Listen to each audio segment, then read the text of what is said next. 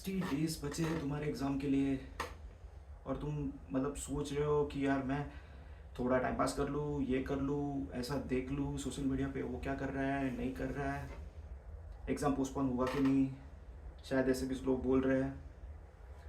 कोई कुछ नहीं होने वाला है भाई, कुछ नहीं होने वाला है बहन। सिंपल बात है, अपने को पढ़ाई करनी है, अपने को एग्ज़ाम क्लियर करना है। 60 डेज है तुम्हारे पास। अभी मैं 2 दिन तुमको सीधा सोल्यूशन पे लेके जाऊँगा। देखो, जिसका लेक्चर 70 to 80% देख के हुआ है ना, वो लोगों को मेरा सलाह है कि तुम अभी अप्रैल 10 तक लेक्चर्स ख़त्म कर दो। अप्रैल 10 तक, मैक्सिमम अप्रैल 15 तक। उसके बाद सीधा तुम रिवीजन चालू कर दो। बिकॉज मई में तो पूरा तुम्हें रिवीजन ही करना है और अप्रैल के 15 डेज तुम्हें रिवीजन करना है। ओके, रिवीजन मतलब revision includes self study, it includes revision lectures, it includes reading the important chapters again and again. Okay, and writing writing थोड़ा बहुत राइटिंग प्रैक्टिस तुम्हें करना पड़ेगा। जैसे एक पेपर अगर तुम लिख सकते हो, कोई पास पेपर उठा के अगर तुम लिख सकते हो तो प्लीज़ लिखो। 2 पेपर लिख सकते हो, लिखो। अभी 2 के ऊपर तो मैं कहूँगा नहीं कि तुम, अगर तुम्हारे पास टाइम है और तुम्हें लग रहा है कि you feel that you need to write more papers, you can right.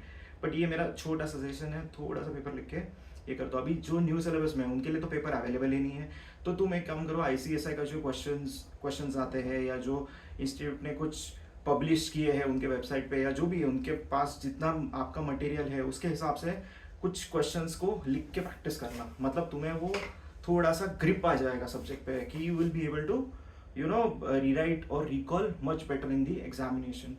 Okay, now second category वाले जो लोग हैं जिनका 40-50% ही लेक्चर्स देख के हुए हैं, जिनका बहुत सारा पोर्शन बाकी है, बहुत सारे सब्जेक्ट्स बाकी है और उनको डर लग रहा है। देखो भाई, डरने से कुछ नहीं होता है, टेंशन लेने से कुछ नहीं होता है। सिंपल तुम्हें एक चीज़ बता रहा हूँ, 40-50% अगर तुम्हारे लेक्चर्स देख के हुए है ना, तो तुम्हारा मुश्किल होने वाला है तुम्हें पूरे लेक्चर्स ख़त्म करने के लिए। तो तुम अभी, आई एम नॉट सेइंग तुम लेक्चर देखना छोड़ दो, मैं जस्ट तुम्हें ये बता रहा हूँ कि जो बाकी बचा हुआ टाइम है उसमें जो 50% जो लेक्चर्स है उसमें से जो मोस्ट इंपॉर्टेंट तुम्हें लगते हैं एग्जाम पॉइंट ऑफ व्यू से, स्कैनर उठा के देख लो, उसमें से देख लो कौन से इंपॉर्टेंट चैप्टर्स है। वो इंपॉर्टेंट चैप्टर्स तुम उसके लेक्चर्स खत्म कर दो, ठीक है।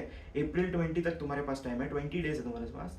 जो बाकी के 50% है उसमें से आइडेंटिफाई करो कि ये चैप्टर तो फ्रीक्वेंटली पूछा जाता है ICSI के पेपर्स में, तो I need to cover this.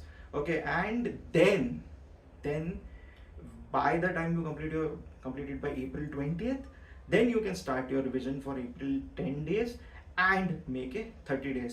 तो उसको भी तुम वैसे प्लान करके रखना। जो मोस्ट इंपॉर्टेंट चैप्टर्स है 50% में से वो तुम खत्म करना है April 20 तक। तुम्हें थोड़े 10 दिन और ज़्यादा मिल रहे हैं बाकी लोगों से, बट बाकी लोगों से मतलब जो April 10 जिनका पढ़ाई हो चुका है, जो इनका 70-80% है, तुम्हें उसको कैचअप करने के लिए और 10 दिन मिल जाएंगे।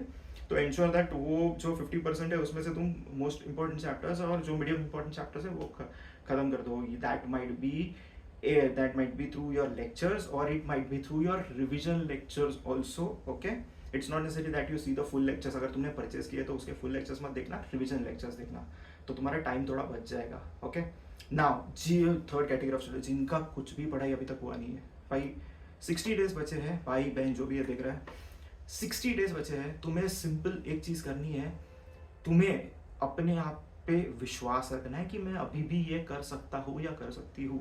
तो हम कैसे इसको टैकल करेंगे? 60 डेज अगर हमारे पास बचे हैं तो सबसे बेस्ट तरीका जो मुझे ऐसा लगता है ये टाइम पे है, वो आपका स्कैनर उठाओ, जो भी है, टैक्समैन का उठाओ या सुचित्रा पब्लिकेशन का उठाओ या और कोई भी उठाओ। उसमें से तुम आइडेंटिफाई करो कि these are the most important one chapters, these are frequently asked. नीचे मतलब कैटेगरी जो है मीडियम इंपॉर्टेंट चैप्टर्स जो तुम्हें लगता है कि वो भी आ सकते हैं एग्जाम्स में, एंड सी और लोअर कैटेगरी चैप्टर्स, मतलब जो तुम्हें लगता है कि there is very few chances that they might come in the exam. देखो, ए और बी कैटेगरी जो मैं कह रहा हूँ most important and medium important chapters, वो तो अपने को करने ही हैं। ओके, तुम मई 10 तक अगर तुमने कुछ भी पढ़ाई नहीं भी की है ना, तो भी तुम उस चीज़ को ख़त्म कर सकते हो। लेकिन तुम्हें सिर्फ रिवीजन वीडियोस या फिर जो तुम्हारे जो तुम सेल्फ स्टडी करने वाले हो, जो इंपॉर्टेंट चैप्टर्स तुम्हें लगते हो उसके हिसाब से they are the two best method. Self study में थोड़ा टाइम तुम्हें लग सकता है बिकॉज कंसेप्ट अंडरस्टैंडिंग नहीं होगा अगर तुमने एग्जाम पहले कभी दी नहीं है. तो अगर तुमने दी है तो भी तुम्हें वो रिकॉल करने के लिए थोड़ा सा डिफिकल्ट पड़ेगा. तो वो अंडरस्टैंड करना, सीधा कोई भी फैकल्टी का रिवीजन लेक्चर्स देख लेना अगर अवेलेबल है. अभी कोई मतलब डोंट चेंज योर बुक और एनीथिंग, या फिर आईसीएसआई का मॉड्यूल देख लो, उसमें से सेल्फ स्टडी कर लो, या फिर कोई नोट्स रेफर कर दो जो आईसीएसआई के कीवर्ड्स यूज करते हैं, उसके हिसाब से तुम खत्म कर देना वो चीज़. Okay, that is how the solution is. तो मई 10 तक वो खत्म कर दो और बाद में जो 20 डेज बचे हैं ना, उसमें एक बार तुम्हारा रिवीजन हो सकता है. जो 2-3 सब्जेक्ट 4 सब्जेक्ट जो भी है तुम्हारे, उसके हिसाब से तुम्हारा रिवीजन हो सकता है. ठीक है, ये तुमने अगर कुछ भी पढ़ाई नहीं किया, this is a last resort. I can not guarantee you that this may always yield results, but this is the only option which you have in the last 60 days. Okay, this is the only option which you have in the last 60 days. एक चीज है, consistent रहो. तुम्हें हर रोज अभी मतलब अभी तुम अभी पढ़ रहे हो तो ensure that you are studying for 6 to 8 hours, gradually and increasing that to 8 to 10 hours as May approaches. तुम्हारे बॉडी को आदत बना दो, मतलब यू नो पढ़ने का एक आदत बना दो and just go with the flow. Right now अभी तुम्हें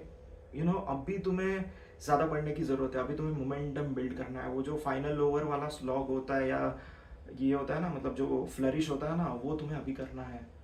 ओके, फाइनल ओवर में जैसे हम फाइनल ओवर्स में कैसे सब बैट्समैन छक्के मारने जाते हैं, तो वो छक्के अभी तुम्हें मारने हैं स्लोली. मतलब you have to warm your self up so that you will be by the time exam approaches तुम अपने बेस्ट पे हो, अपने पीक पे हो. सबसे important cheese. Okay, please. And अगर सोशल मीडिया तुम यूज़ कर रहे हो तो उसका टाइम लिमिटेड करो.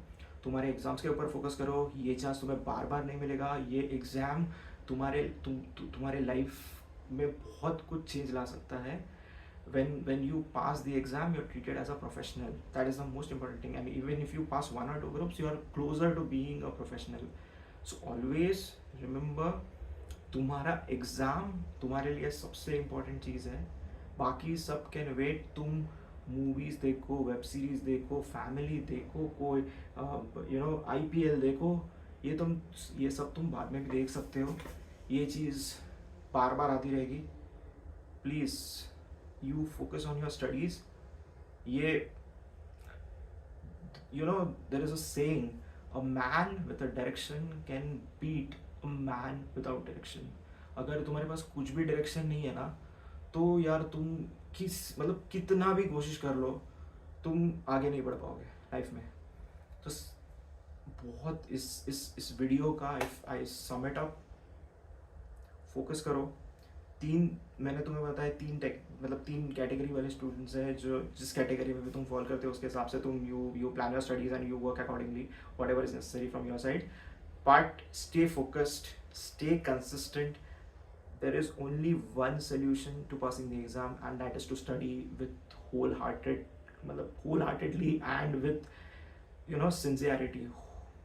एंड कोई भी CS या CA में एग्ज़ाम, जो भी जितने भी प्रोफेशनल एग्ज़ाम्स है या जो दूसरे भी एग्ज़ाम्स है, ऑल इंडिया लेवल एग्ज़ाम्स है, भाई कोई भी ऐसा लक और इससे पास नहीं हुआ है. Luck only favours when you work very hard, तभी जाके तुम्हें लक फेवर करता है. तो कोई भी विदाउट पढ़ाई कोई पास नहीं हुआ है. कोई भी किससे से भी पूछ लो. और ये जो तुम्हें बोल रहा है ना कि मैंने बिना पढ़ाई किए मैंने एग्ज़ाम क्रैक कर लिया, भाई ये तुमसे सबसे ज़्यादा झूठ बोल रहे हैं. उनको बस ये बताना है कि यार दुनिया में सिर्फ मैं इंटेलिजेंट हूँ, ऐसा कुछ भी नहीं है. कोई भी मतलब people have brains, there are genius people out there also, ऐसा मैं कभी डिनाई नहीं करूँगा. बट यार majority of the crowd which is there, that has to work hard and work very hard to clear professional exams. अगर कुछ रहेगा तो मुझे लिंक्डइन पे मैसेज कर देना. 60 डेज है तुम्हारे पास, तुम्हारे कंट्रोल में है. अच्छे से पढ़ना, 6 to 8 hours कंसिस्टेंटली पढ़ना. अपने खाने पे, अपने हेल्थ पे, अपने नींद पे कॉम्प्रोमाइज़ करके मत पढ़ना. स्लोली उसको स्ट्रेच करना. बॉडी को एक हैबिट बना के, मतलब make it a habit to study and slowly आगे बढ़ना. ओके, कुछ भी रहेगा message me on LinkedIn. I am here for you. All the best.